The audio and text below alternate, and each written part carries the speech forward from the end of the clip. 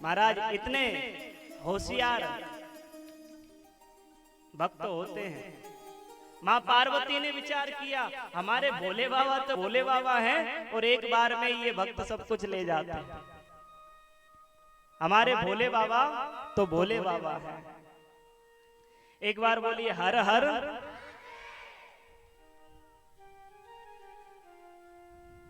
महाराज पार्वती जी ने पुनः आज ब्रह्मा बाबा आए हैं कि भोले बाबा मां पार्वती से ब्रह्मा जी मिले हैं। वेद व्यास जी वर्णन कर रहे हैं मां पार्वती से ब्रह्मा जी मिले हैं। ब्रह्मा जी ने कहा मां ये भोले बाबा सब कुछ दे देते हैं, हम कोई संसार में पापी होता है तो हम उसके जीवन में 6 श्री लिखते हैं, तो ये वर दे के महाराज भोले बाबा उसको यशस्वी कर देते हैं।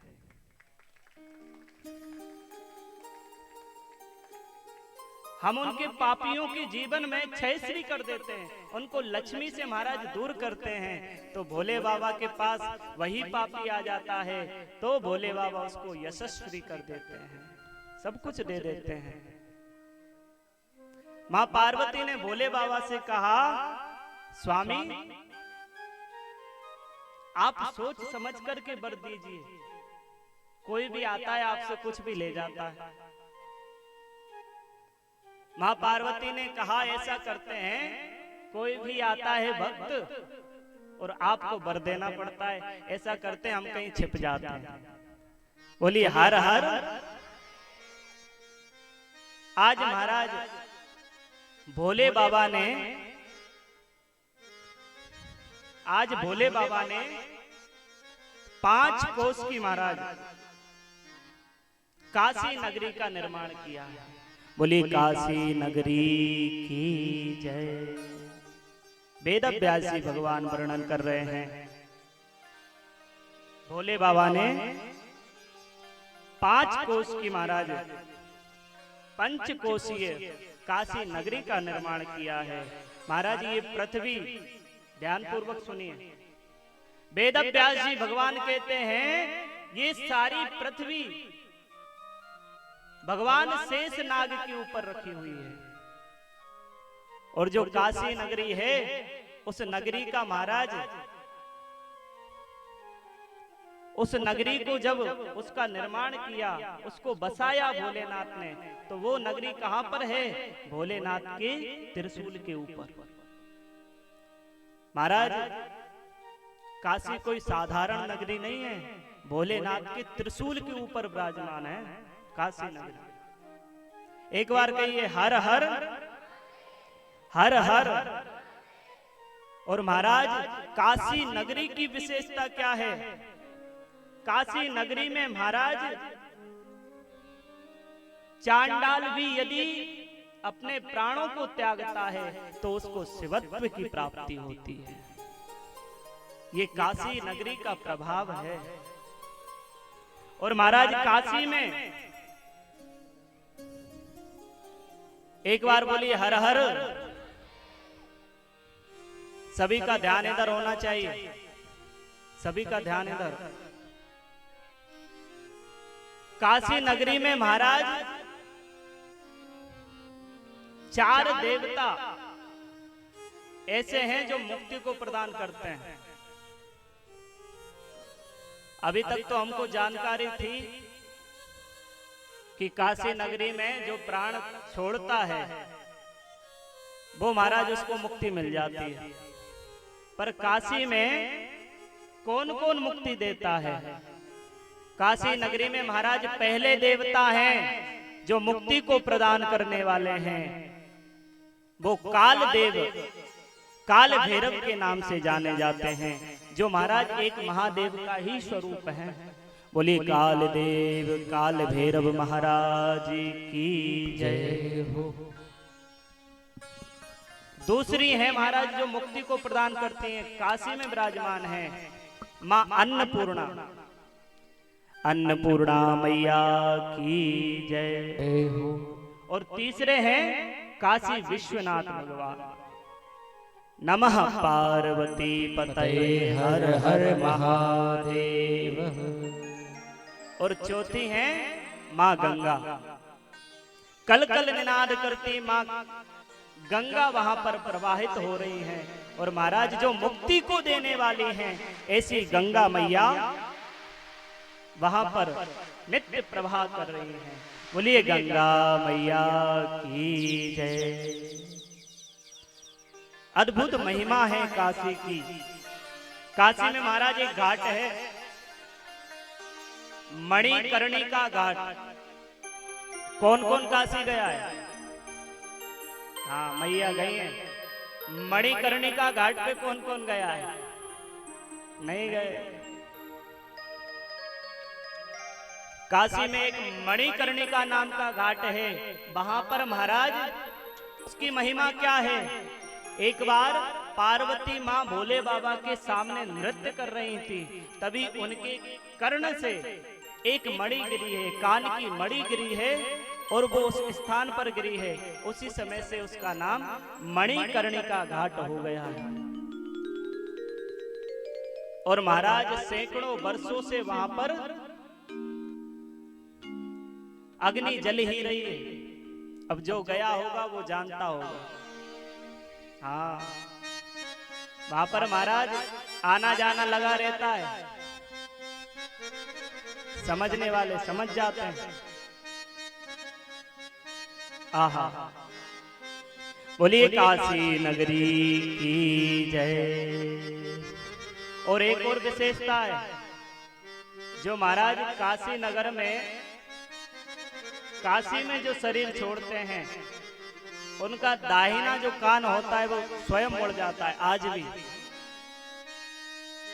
आज भी जो काशी में शरीर छोड़ता है, उसका दाहिना कान मुड़ जाता है। क्यों? क्योंकि स्वयं भोलेनाथ मुक्ति का मंत्र उस जीव के कान में फूंकते हैं। आज भी काशी में स्वयं भोलेनाथ उस जीव के कान में प्रणव मंत्र छोड़ते हैं। अब ये प्रणव मंत्र कौन सा है? वेद व्यास जी महाराज वर्णन कर रहे हैं।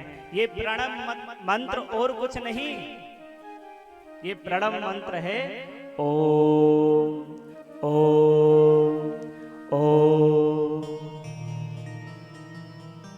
काशी में जो जीव शरीर छोड़ते हैं, महाराज उसके कान में स्वयं महादेव आकर के प्रणव मंत्र का उच्चारण करते हैं, और उसी से उसकी मुक्ति हो जाती है। एक बार बोलना पड़ेगा, हर हर महादेव। ये महिमा है काशी की। और आगे वर्णन आता है, महादेव और पार्वती दोनों ही काशी में जाकर के विराजमान हो गए। इधर ब्रह्मा जी को यज्ञ करना था। वेद व्यास जी महाराज वर्णन कर रहे हैं, वेद व्यास जी भगवान वर्णन कर रहे हैं कि ब्रह्मा जी को जब यज्ञ करना था तो भोले बाबा की आवश्यकता पड़ी। अब भोले बाबा को कहां ढूंढे? भोले बाबा तो काशी में जाकर विराजमान है। और काशी कहाँ है? भोले बाबा का जो त्रिशूल है उसी के ऊपर काशी विराजमान है। ब्रह्मा जी ने सब जगह ढूंढ लिया, पर भोले बाबा का पता नहीं चला। वेद व्यास जी भगवान वर्णन कर रहे हैं, आज ब्रह्मा जी ने नारद जी से कहा है कि भोले बाबा का पता नहीं कहाँ चले गए। आज नारद जी महाराज सर्वत्र भोले बाबा को देख रहे हैं, पर भोले बाबा कहीं दृश्यमान नहीं हो रहे, कहीं दिखाई नहीं पड़ रहे। आज महाराज नारद जी महाराज स्मरण आया है,